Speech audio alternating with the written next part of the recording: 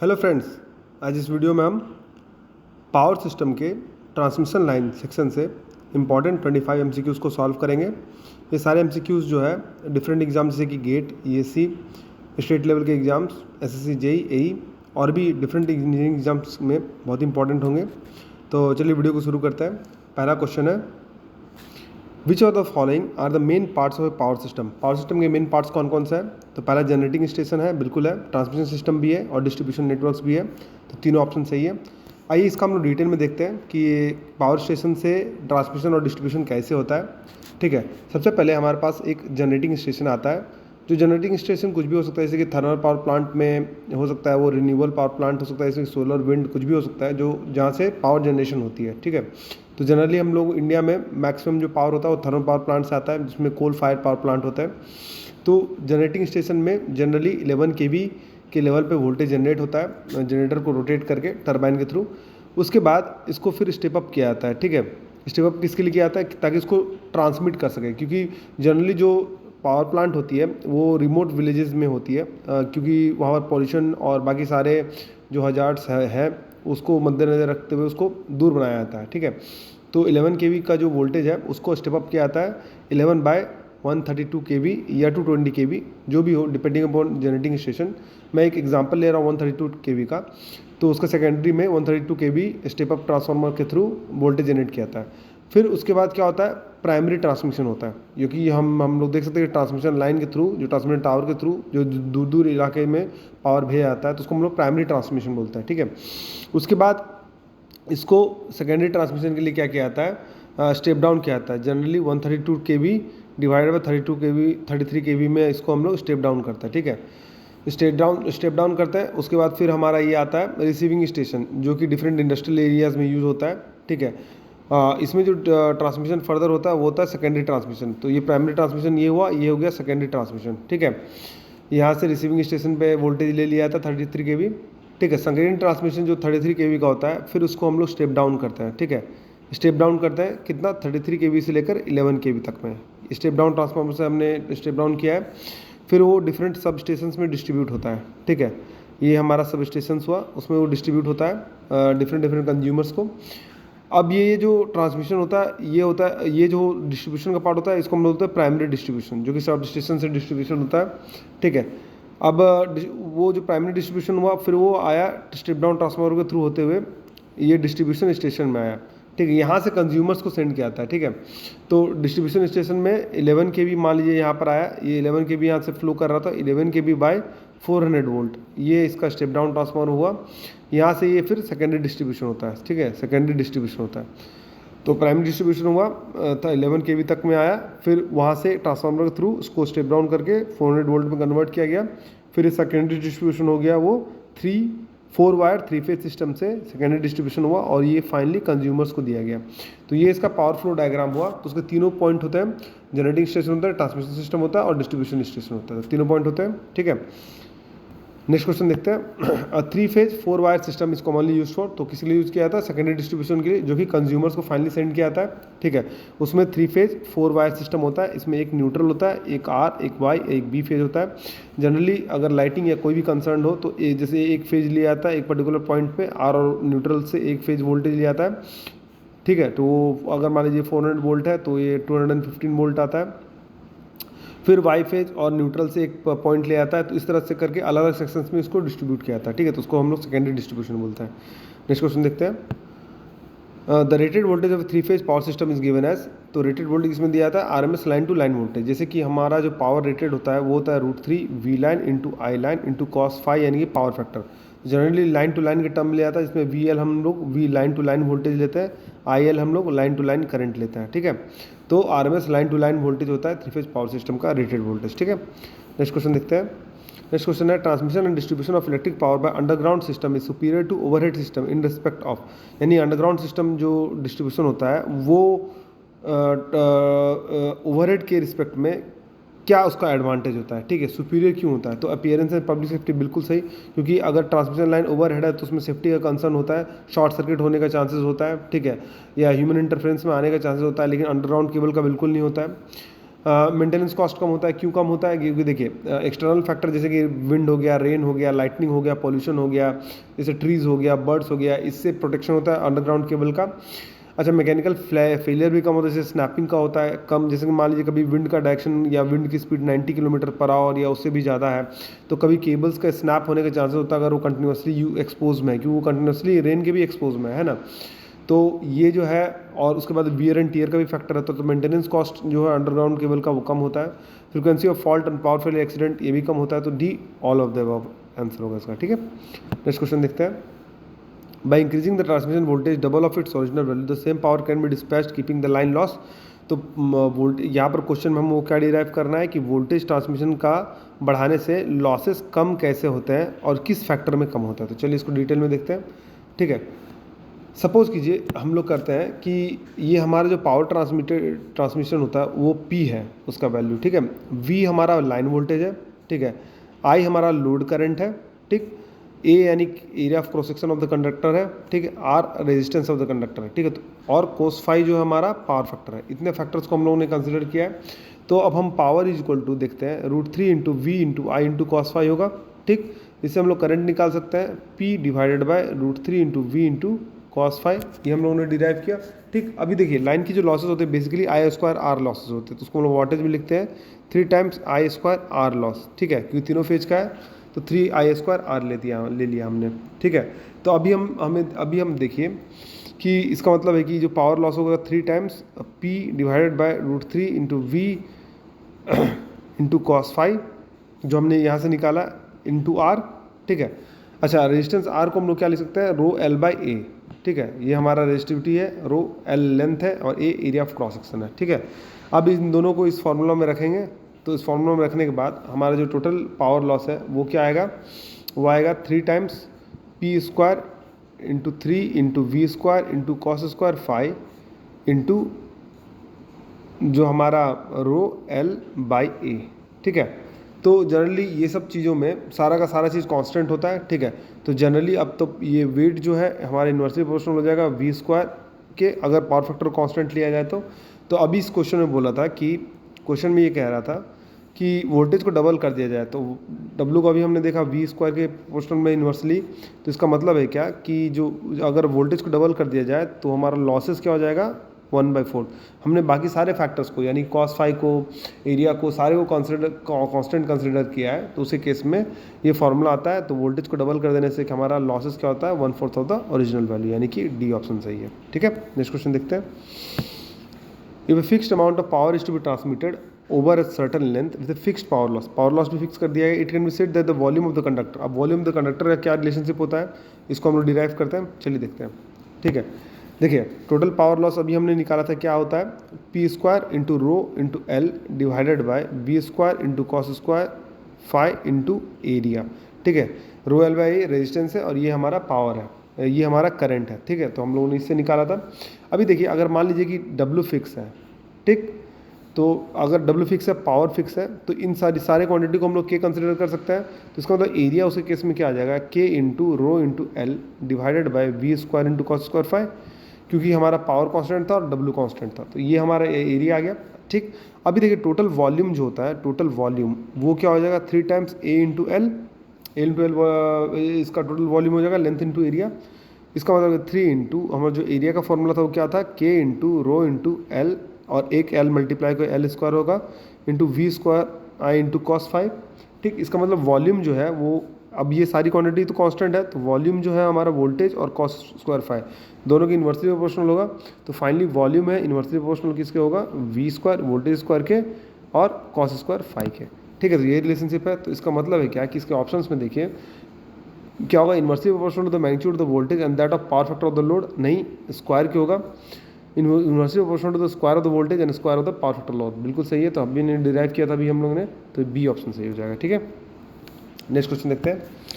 The main reason for using high voltage for long distance power transmission is, तो किसके लिए use किया जाता है, तो वो यूज़ किया जाता है ट्रांसमिशन लॉसेस को रिड्यूस करने के लिए।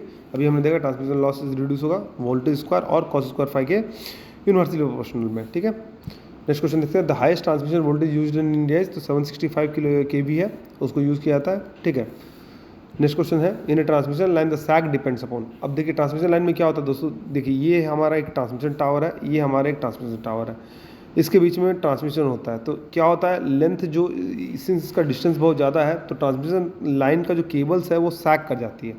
तो अब सैग का जो है किस पे डिपेंड करता है, इसके लिए इसके रिगार्डिंग हम लोग फार्मूला निकालते हैं। ठीक है, तो चलिए देखिए, मान लीजिए कि एक पॉइंट ए है ट्रांसमिशन का टावर का, दूसरा पॉइंट बी है, इसके बीच में सैग होता है। ठीक है, मान लीजिए कि जो सैग है उसका जो हाइट है, सैग यानी क्या, जो झुकाव है, ये इसका जो हाइट है, यानी यहाँ से बेस से इसका जो सैग है इस पॉइंट का।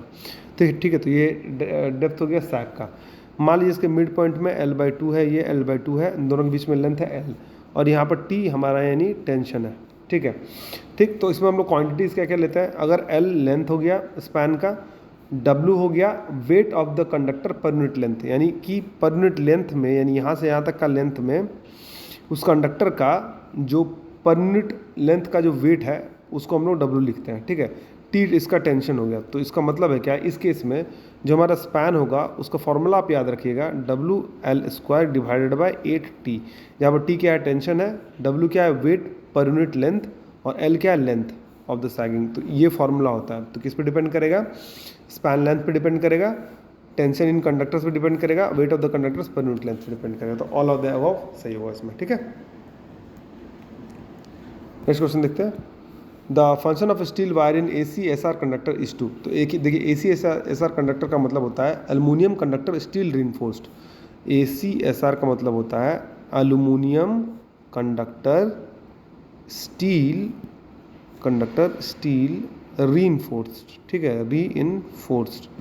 तो ACSR कंडक्टर ऐसा क्यों करते हैं हम लोग, देखिए होता क्या है कि एल्युमिनियम का टेंसाइल स्ट्रेंथ बहुत कम होता है। तो क्या होता है कि उसमें ज़्यादा सैग हो जाता है, टेंसाइल स्ट्रेंथ कम है, तो अगर इसको स्ट्रेट भी हम माउंट किया जाए तो उसका टेंसाइल स्ट्रेंथ कम है, तो वो सैग हो जाता है एक पॉइंट के लिए, तो वो हमारे लिए बेनिफिशियल नहीं है। ठीक है, तो लार्ज स्पैन के लिए इसको हम लोग यूज़ नहीं कर सकते हैं। ठीक है, लॉन्ग डिस्टेंस ट्रांसमिशन लाइन के लिए हम लोग उसको यूज़ नहीं कर सकते क्योंकि इसका टेंसाइल स्ट्रेंथ कम होता है, वो सैग हो जाता है। तो उसको रीइंफोर्स करने के लिए हम लोग क्या करते हैं कि जो एल्युमिनियम का कंडक्टर्स है इस तरह से रहते हैं, और इसके बीच में हम लोग स्टील का रीइंफोर्समेंट करते हैं। ठीक है, तो चारों तरफ ये एल्युमिनियम होता है और बीच में ये होता है स्टील। ठीक है, तो इसका मतलब है, इसलिए इसको ACSR कंडक्टर्स बोलते हैं। तो क्या करते हैं, एडिशनल मैकेनिकल स्ट्रेंथ प्रोवाइड करने के लिए हम लोग बीच में क्या डालते हैं, हम लोग स्टील का वायर डालते हैं। ठीक है, नेक्स्ट क्वेश्चन देखते हैं, विच of the following is reduced by using stock bridge dampers on power overhead transmission line. तो किसके लिए, तो कंडक्टर वाइब्रेशन के लिए। तो देखिए होता क्या है, आप ट्रांसमिशन लाइन में कभी आप जाके इस वीडियो के बाद आप एक बार विजिट करके देखिए किसी ट्रांसमिशन लाइन के टावर को, वहाँ पर आप क्लोजली देख सकते हैं कि यहाँ पर जो हमारा इंसुलेटर है, ये हमारा सस्पेंशन टाइप इंसुलेटर है। अलग अलग टाइप के इंसुलेटर होता है दोस्तों, स्ट्रिंग टाइप इंसुलेटर होता है, स्ट्रेन टाइप इंसुलेटर होता है, सस्पेंशन टाइप होता है, पिन टाइप होता है। ठीक, इसके बारे में हम लोग आगे देखेंगे। तो यहाँ से सस्पेंस होके ये जो केबल है पावर ट्रांसमिशन लाइन का गया है, और इस वाले पॉइंट में यहाँ पर ये जो है स्टॉक ब्रिज को डाला गया। देखिए इसको हम लोग डिटेल में यहाँ पर देखते हैं। ये है हमारा ट्रांसमिशन लाइन का केबल, ये क्लैंप है, और यहाँ पर मोटे मोटे 2 राउंड शेप में डैम्पर मास होते हैं। तो ये क्या करते हैं कि जब बहुत ही ज़्यादा वाइब्रेशन आता है करंट के चलते, तो उसको वो स्टेबल रखने में यूज़फुल होते हैं। ठीक है, तो कंडक्टर को वाइब्रेशन को रोकने के लिए स्टॉक ब्रिज का यूज़ किया जाता है। ठीक है, नेक्स्ट क्वेश्चन देखते हैं, the diameter of each strand is D, the diameter of n layer standard conductor will be. तो उसका सिंपल फॉर्मूला होता है 2n+1 × D।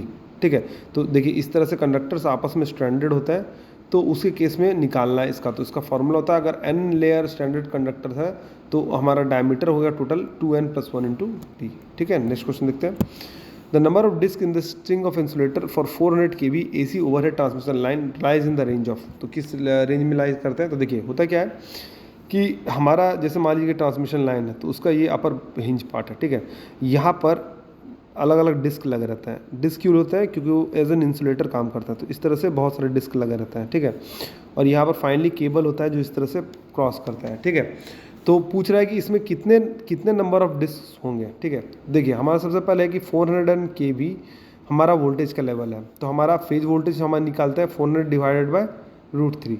तो इसको हम लोग इसको डिवाइड करेंगे तो ये लगभग 231 आता है। ठीक है, अभी देखिए जनरली एक डिस्क का जो इंसुलेशन कैपेसिटी होता है वो होता है 111 kV। तो कितने नंबर ऑफ डिस्क लगेंगे, तो नंबर ऑफ डिस्क जो हो जाएंगे वो क्या हो जाएंगे, वो हो जाएंगे हमारा जो वोल्टेज है 231 डिवाइडेड बाय 11 kV। तो ये जनरली कितना आता है 21 to 22। तो सेफ्टी फैक्टर लेने के लिए हम लोग 22 to 23 ले देते हैं, यानी कि बी ऑप्शन सही हो जाएगा। ठीक है, नेक्स्ट क्वेश्चन देखते हैं। The voltage across the various disc of string of suspension insulator having identical disc is different. तो वोल्टेज क्यों डिफरेंट होता है हर एक डिस्क के अक्रॉस? क्योंकि उसमें क्या होता है, शंट कैपेसिटेंस होता है ग्राउंड से, यानी ग्राउंड से उसका शंट कैपेसिटेंस होता है। इसके बारे में हम लोग डिटेल में देखेंगे अभी नेक्स्ट क्वेश्चन में। शंट कैपेसिटेंस के चलते क्या होता है, वो वैरी करता है वोल्टेज। ठीक है, नेक्स्ट क्वेश्चन देखते हैं। नेक्स्ट क्वेश्चन है, in A 3 unit insulator string voltage across the lowest unit is 17.5 kV and string efficiency is 84.28। The total voltage across the string will be. String efficiency के term में दिया गया। देखिए दोस्तों क्या होता है कि ये हमारा ट्रांसमिशन लाइन है, उसका ये बॉडी है। यहाँ पर देखिए डिफरेंट डिस्क लगे रहता है। ठीक है, ठीक, और यहाँ पर ट्रांसमिशन लाइन जाता है। तो देखिए आपको सिंपली याद रखना है कि जो ट्रांसमिशन लाइन के सामने वाला जो डिस्क होगा, ठीक है, उसका जो वोल्टेज होगा वो वोल्टेज, यानी कि जो लोएस्ट यूनिट बोला गया ये वोल्टेज V है अगर तो, और इसका जो टोटल वोल्टेज VT है, तो इसका मतलब स्ट्रिंग एफिशिएंसी होता है कि total voltage VT divided by number of disc. जैसे सपोज कीजिए कि n नंबर ऑफ डिस्क है, हमें नहीं पता कितना डिस्क है, n नंबर ऑफ डिस्क है, ये 3 हो सकता है, 4 हो सकता है, 5 हो सकता है, इनटू ये जो V वोल्टेज जो हमने देखा जो कि कंडक्टर से सबसे नज़दीक में है इंसुलेटर के अक्रॉस जो वोल्टेज है, तो उसको हम लोग V बोलते हैं। तो ठीक V, तो ये हमारा हो गया स्ट्रिंग एफिशिएंसी। इसको हम लोग इस तरह से कैलकुलेट करते हैं। तो अभी क्वेश्चन में क्या बोला गया, स्ट्रिंग एफिशिएंसी दिया है 84.28, टोटल वोल्टेज निकाला यानी VT निकालना है। तो इसका मतलब स्ट्रिंग एफिशिएंसी हो गया 0.8428 इज इक्वल टू हमारा जो total voltage VT in divided by 3 insulator ring, यानी n का वैल्यू क्या हो गया 3 इंटू ये क्या हो गया हमारा 17.5। ठीक है, तो इसका मतलब है क्या कि टोटल वोल्टेज को अगर हम निकालें इधर मल्टीप्लाई करके, तो ये जो वैल्यू आएगा वो आएगा 44.25 kV। ठीक है, तो ये आंसर होगा 44.25 kV। ठीक है, यानी कि बी ऑप्शन सही है। नेक्स्ट क्वेश्चन देखते हैं। The equivalent capacitor arrangement in 2 string insulator, 2 string insulator है।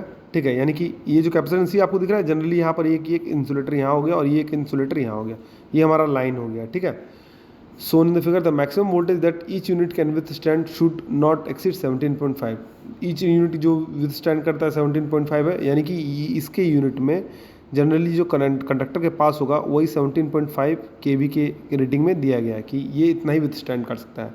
तो line voltage of the complete string, यानी कंप्लीट स्ट्रिंग का जो लाइन वोल्टेज क्या होगा ये आपको निकालना है, यानी यहाँ से यहाँ तक जो लाइन वोल्टेज है VT ये आपको निकालना है। ठीक है, तो देखिए आइए हम लोग उसको डिराइव करते हैं।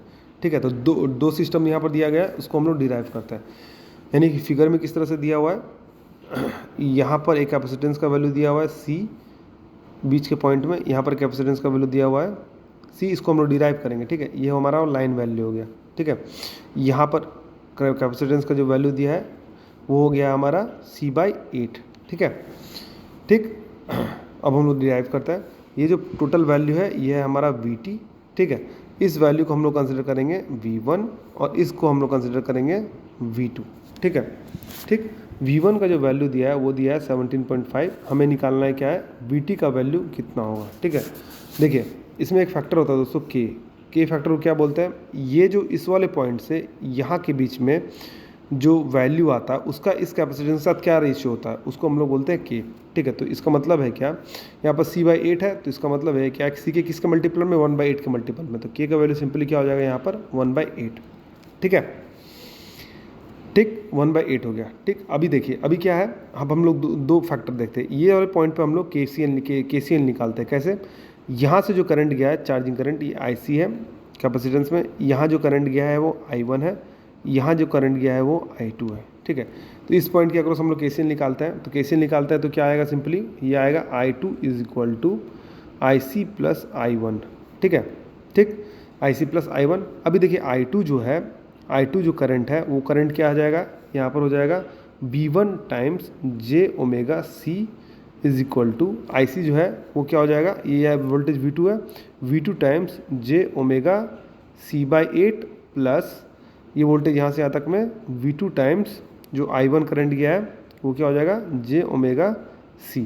ठीक है, इससे आप रिलेशनशिप निकाल सकते हैं। रिलेशनशिप क्या निकलेगा, रिलेशनशिप निकलेगा V2 into 9/8 is equal to V1।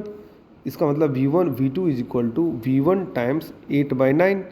अच्छा, V1 जो हमारा है वो वैल्यू क्या दिया हुआ है, V1 जो वैल्यू दिया हुआ है वो वैल्यू दिया हुआ है 17.5 इंटू 8 डिवाइडेड बाई 9। ठीक है। अच्छा, इसको कैलकुलेट अगर आप कीजिएगा तो ये वैल्यू आएगा 15.5, ठीक है। आप कैलकुलेट करके देख लीजिए 15.5, तो इसका मतलब हमारा जो VT वैल्यू है वो क्या हो जाएगा V1 प्लस V2, यानी कि ये आएगा हमारा 15.5 प्लस 17.5, यानी ये आएगा 33 kV। इसका मतलब इसमें जो आंसर हो जाएगा वो आंसर क्या हो जाएगा, वो आंसर हो जाएगा 33 kV। सिंपली देखिए, फिर से मैं एक बार एक्सप्रेशन इसका बनाता हूँ। देखिए, ट्विस्टिंग सिस्टम में क्या है, ये है हमारा सस्पेंडेड है, ये हमारा पहला कैपेसिटेंस है, ठीक है। इसका वैल्यू है C, ये पॉइंट है, ये हमारा दूसरा कैपेसिटेंस है, यानी ये जो डिस्क है वो है, यहाँ पर हमारा लाइन इंसुलेटर है, ठीक है। इस पॉइंट का इस अर्थ के साथ यहाँ पर भी एक सिंस एक टावर है, तो यहाँ से कैपेसिटेंस का वैल्यू C डैश है, तो ये हो गया K टाइम्स C, ठीक। तो ये जो वैल्यू है ये हमारा V2 है, ये जो वैल्यू है ये हमारा V1 है। तो सिंपली इस पॉइंट पे हम लोग KCL निकालेंगे। ये जो करंट है ये करंट आएगा I1, I2 ले सकते हैं इसको, इस करंट को हम लोग ले सकते हैं I1, और इस करंट को हम लेंगे IC। तो हम लोग KCL इक्वेशन निकालेंगे। V1 इज इक्वल टू क्या हो जाएगा V2, ये जो हमारा I1 इज इक्वल टू क्या हो जाएगा I2 प्लस IC। अब I1 इसका मतलब क्या हो जाएगा, V1 जो वोल्टेज है यहाँ से लेकर यहाँ तक के बीच में, V1 into j omega C is equal to I2 का मतलब क्या हो जाएगा V2 times j omega C plus IC, यानी ये यही वोल्टेज है, यानी ये पॉइंट यहाँ से यहाँ तक V2 है, ये पॉइंट यहाँ से यहाँ तक V2 है, V2 into j omega C dash, ठीक है। तो इससे हम लोग रिलेशनशिप निकाल सकते हैं, और फाइनली जो हमारा वोल्टेज टोटल को हो जाएगा वो क्या हो जाएगा V1 प्लस V2। तो इस हिसाब से आप लोग डिराइव कर सकते हैं, ठीक है। नेक्स्ट क्वेश्चन देखते हैं। Corona loss increases with, corona loss किसके साथ इंक्रीज होता है, तो कोरोना लॉस इंक्रीज होता है decrease in conductor size and increase in supply frequency. तो देखिए क्या होता है, देखिए कोरोना लॉस का जो फॉर्मूला होता है वो डायरेक्टली प्रोपोर्शनल होता है frequency plus 25 divided by delta यानी skin depth into under root R divided by D, यहाँ पर D size of the conductor है, इंटू V माइनस VC का होल स्क्वायर, ठीक है। VC क्या है, क्रिटिकल डिसेप्टिव वोल्टेज। वो क्या होता है कि वो एक मिनिमम वोल्टेज होता है जहाँ से कोरोना इफेक्ट चालू होता है। कोरोना इफेक्ट होता है क्या दोस्तों, देखिए अगर किसी भी पॉइंट पे किसी एक पर्टिकुलर स्मॉल एरिया में वोल्टेज का पोटेंशियल ग्रेडियंट बहुत ज़्यादा है, यानी कि वोल्टेज पर सेंटीमीटर बहुत ही ज़्यादा है, तो आसपास का जो एयर है वो आयोनाइज होने लगता है, ठीक है। तो वो क्या होता है, हमारा लॉसेस को बढ़ाता है, ठीक। तो उसको हम लोग कोरोना लॉस बोलते हैं। तो जिस मिनिमम वोल्टेज पे वो शुरू होता है उसको हम लोग क्रिटिकल डिसरप्टिव वोल्टेज बोलते हैं, ठीक है। तो ये हो गया अभी से हमारा क्रिटिकल डिसरप्टिव वोल्टेज। तो अभी देखिए कंडक्टर का साइज अगर घटेगा, यानी कि डायमीटर का अगर घटेगा और अगर फ्रीक्वेंसी बढ़ेगा, तो इस इक्वेशन में कोरोना लॉसेस बढ़ जाएंगे, तो इसका मतलब ए ऑप्शन सही होगा, ठीक है। नेक्स्ट क्वेश्चन देखते हैं। The good effect of corona on overhead lines is to. तो गुड इफेक्ट क्या होता है कोरोना का ओवरहेड लाइन पे, तो कोरोना का ओवरहेड लाइन पे जो गुड इफेक्ट होता है वो होता है reduce the stiffness of search front, यानी सर्च फ्रंट का जो स्टिफनेस है उसको रिड्यूस करता है। सर्च फ्रंट यानी क्या कि ट्रांसमिशन लाइन में कभी भी लाइटनिंग इफेक्ट होता है तो प्राइमरी उस पर वो जो प्राइमरी प्रोटेक्शन की तरह काम करता है, तो ये इसका गुड इफेक्ट होता है कोरोना का, ठीक है। अदरवाइज पे बहुत ही सारे बैड इफेक्ट होता है, ठीक है। Corona loss can be reduce by use of hollow conductors. Hollow conductor use करके क्यों रिड्यूस कर सकते हैं, कि देखिए हॉलो कंडक्टर का यूज़ करने से क्या होता है, इफेक्टिव जो डायमीटर है उसका वो बढ़ जाता है। तो इसका अभी हमने देखा था कि जो कोरोना लॉसेज होता है वो इन्वर्सली प्रोपोर्शनल होता है अंडर रूट D के, ठीक है। तो इसका मतलब है कि अगर डायमीटर बढ़ जाएगा तो कोरोना लॉस बढ़ जाएगा, घट जाएगा, ठीक है। नेक्स्ट क्वेश्चन देखते हैं। The corona loss on a particular system is at 50 hertz is 1 kilowatt per kilometre per phase. What is the corona loss at 60 hertz in kilowatt per kilometre per phase. तो देखिए अभी हमने formula देखा था, जो corona loss होता है वो डायरेक्टली प्रोपोर्शनल होता है फ्रीक्वेंसी प्लस 25 के, ठीक है। तो अभी देखिए हम लोग अलग अलग डिनोमिनेशन देते हैं। मान लीजिए कि 50 हर्ट्ज पे जो कोरोना लॉस है उसको हम लोग P50 लिखते हैं, तो वो डायरेक्टली प्रोपोर्शनल क्या हो जाएगा 50 प्लस 25 के, ठीक है। अगर 60 हर्ट्ज पे देखें तो वो डायरेक्टली प्रोपोर्शनल क्या हो जाएगा 60 प्लस 25 के। इसका मतलब है क्या कि हम लोग P50 डिवाइडेड बाई P60 ले, वो क्या हो जाएगा 50 प्लस 25 डिवाइडेड बाय 60 प्लस 25। इसका मतलब है क्या कि ये हो जाएगा 75 बाई 85, ठीक। तो इसका मतलब है कि P60 इज इक्वल टू क्या हो जाएगा 85 divided by 75 into P of 50। अभी देखिए P ऑफ 50 कितना दिया हुआ है, P ऑफ 50 दिया हमारा 1, तो इसका मतलब P ऑफ 60 क्या हो जाएगा 85 डिवाइडेड बाई 75 इंटू 1, यानी कि ये रेशियो आएगा 1.13, यानी कि सी ऑप्शन सही होगा, ठीक है। तो ऐसे हम लोग निकाल सकते हैं वैल्यू। नेक्स्ट क्वेश्चन देखते हैं। What is the approximate breakdown strength of atmospheric air at NTP। NTP पे एटमॉस्फेरिक एयर का ब्रेकडाउन स्ट्रेंथ क्या होता है, यानी कि एयर उसमें आयोनाइज होने लगता है, तो वो होता है 30 kV पर सेंटीमीटर, ठीक है। नेक्स्ट क्वेश्चन देखते हैं। Skin effect depends upon, skin effect इस पर डिपेंड करता है, तो cross section of the conductor, supply frequency, permeability of conductor material, तीनों पे डिपेंड करता है। अभी देखिए स्किन इफेक्ट होता क्या है, इसके बारे में हम लोग डिटेल में देखते हैं। देखिए होता क्या है कि अगर हमारा सॉलिड कंडक्टर है तो उसमें बहुत सारे स्ट्रैंड्स होता है कंडक्टर्स के, ठीक है, बहुत सारे स्ट्रैंड होता है। तो इसमें क्या होता है, देखिए सिंस जो इनर स्ट्रैंड होता है उसमें जो फ्लक्स लिंकेज है वो ज़्यादा होगा, क्योंकि ये सारे कंडक्टर्स का फ्लक्स लिंकेज इनर वाले लिंक को मिलेगा। जो आउटर वाला जो स्ट्रिंग है उसका जो फ्लक्स लिंकेज है कुछ बाहर की ओर जाएगा, और वो जो सेंटर का जो फ्लक्स लिंकेज है वो इससे लिंक नहीं होगा। लेकिन जो जैसे ही आप अंदर जाते जाएंगे तो फ्लक्स लिंकेज इसमें ज़्यादा होगा, फ्लक्स लिंकेज ज़्यादा होगा तो उसको जो इंडक्टेंस का जो वैल्यू है वो ज़्यादा हो जाएगा। इंडक्टेंस का जो वैल्यू जो ज़्यादा हो जाएगा तो इसका मतलब है क्या कि मैक्सिमम जो करंट है वो चाहेगा कि कम इंडक्टेंस पाथ यानी कि सिर्फ स्किन की ओर कंसंट्रेट हो जाए। तो सॉलिड कंडक्टर में ये फेनोमेना क्या होता है कि जो मैक्सिमम, और ये होता है किसके लिए, एसी के केस में होता है, क्योंकि डीसी केस में वो इक्वली डिस्ट्रीब्यूट होता है। तो एसी केस में क्या होता है कि जो मैक्सिमम करंट जो है वो लो इंडक्टेंस पाथ पे वो चाहेंगे कि स्किन पे आके जमा हो जाए इस तरह के आउटर स्किन पे, तो इसको हम लोग स्किन इफेक्ट बोलते हैं। उससे क्या होता है, इफेक्टिव रेजिस्टेंस का जो वैल्यू है वो बढ़ जाएगा। अभी आप इफेक्टिव रेजिस्टेंस का वैल्यू बढ़ने से I²R जो लॉस है वो बढ़ जाएगा। अब I²R लॉसेस बढ़ने से क्या होता है, हमारा टोटल लॉसेस बढ़ जाएंगे जो हमारे लिए डिज़ायरेबल नहीं है, तो स्किन इफेक्ट उसी को बोलते हैं। तो उसको रोकने के लिए हम लोग बंडल कंडक्टर्स का यूज़ करते हैं, उसमें उससे हम लोग क्या होता है, एक स्किन इफेक्ट कम हो जाता है। तो यानी कि डी ऑप्शन सही हो जाएगा इसमें, ठीक है। नेक्स्ट क्वेश्चन देखते हैं, coronal losses are minimise when, coronal losses कैसे मिनिमाइज होगा, तो स्मूथ कंडक्टर्स का यूज़ करेंगे। स्मूथ कंडक्टर यूज़ करने से क्या होगा कि उसको एक पॉइंट चार्ज नहीं मिलेगा, जिससे कि वो आसपास का जो एयर है वो आयोनाइज नहीं होगा। देखिए कोरोना का इफेक्टिव यूज़ मैं आपको इंडस्ट्री में बताता हूँ, ESPs में होता है, यानी कि इलेक्ट्रोस्टैटिक प्रेसिपिटेटर्स में होता है। इसमें क्या होता है कि ट्रांसफार्मर के थ्रू जो वोल्टेज को उसको स्टेप अप करके 110 kV पे लाया जाता है, यानी कि वो हाई वोल्टेज पे लाया जाता है, और उसको एक पतले से कंडक्टर में डाला जाता है। तो पतले कंडक्टर में डालने से क्या होगा, पॉइंट चार्ज में इतना हाई वोल्टेज आने पे वो क्या करता है, आसपास का जो एयर है उसको आयोनाइज करता है, और जो डस्ट इसके थ्रू जाता है उसको वो सेपरेट कर देता है, उसको फिर हम लोग डस्ट को कलेक्ट कर लेते हैं ESP के थ्रू। तो ये इसका पर्टिकुलर प्रैक्टिकल यूज़ है। तो कोरोना लॉसेस जो मिनिमाइज होंगे कब, जब स्मूथ कंडक्टर्स यानी इसी कंडक्टर को अगर स्मूथ कर दिया जाए तो पॉइंट चार्ज इसको नहीं मिलेगा। तो स्मूथ कंडक्टर्स को हम लोग यूज़ करके कोरोना लॉस को मिनिमाइज कर सकते हैं, ठीक है। नेक्स्ट क्वेश्चन है, the inductance of a power transmission line increases with, तो इंडक्टेंस कैसे इंक्रीज होता है, तो देखिए जो इंडक्टेंस का फॉर्मूला होता है वो होता है 10⁻⁻7 इंटू, आप फॉर्मूला याद रखिएगा, 0.5 plus 2 log E of D divided by R। अब ये D और R क्या है, देखिए दोस्तों, अगर कंडक्टर्स को इस तरह से प्लेस किया जाए तो दो कंडक्टर के बीच का जो डिस्टेंस है वो होता है D, और जो R है वो कंडक्टर का रेडियस होता है, ठीक है। तो इसका मतलब है क्या कि इंडक्टेंस को हम लोग बढ़ा सकते हैं, कैसे बढ़ा सकते हैं, increase in diameter of conductors, conductor का जो डायमीटर है उसको बढ़ा कर सकते हैं, नहीं, क्योंकि ये जो रेडियस है वो घटा के कर सकते हैं हम लोग, तो रेडियस डायमीटर को बढ़ा के नहीं कर सकते हैं। डिक्रीज इन लाइन लेंथ ये भी नहीं होगा। Increase in spacing between face conductors, यानी जो D का वैल्यू, जो फेस कंडक्टर्स के बीच में जो स्पेसिंग है यानी जो D का वैल्यू है, इसको बढ़ाने से इंडक्टर का जो वैल्यू है वो वैल्यू बढ़ जाएगा। इसका मतलब इसमें C ऑप्शन सही होगा, ठीक है। नेक्स्ट क्वेश्चन है और लास्ट क्वेश्चन है, the inductance of A transmission line is minimum when, देखिए इंडक्टेंस जो है डायरेक्टली प्रोपोर्शनल होता है log E ऑफ GMD, यानी कि geometrically mean distance divided by geometrically mean radius, यानी कि जो D होता है उसको अगर ट्रायंगुलर शेप में रखा जाए तो उसमें D का वैल्यू अलग होगा, वो क्या हो जाएगा, D इंटू D पे पावर 1/3, ये हो गया GMD का वैल्यू, ठीक है। और फिर GMR यानी कि रेडियस का वैल्यू उस तरह से हम लोग कैलकुलेट करेंगे, तो इसके प्रोपोर्शनल होता है। इसका मतलब है क्या कि अगर GMD को लो किया जाए और GMR को हम लोग बढ़ा दिया जाए तो इसका मतलब है क्या, लेंथ जो इंडक्टेंस है उसका वैल्यू को हम लोग कम कर सकते हैं। तो GMD लो और GMR हाई के थ्रू हम लोग कर सकते हैं, ठीक है।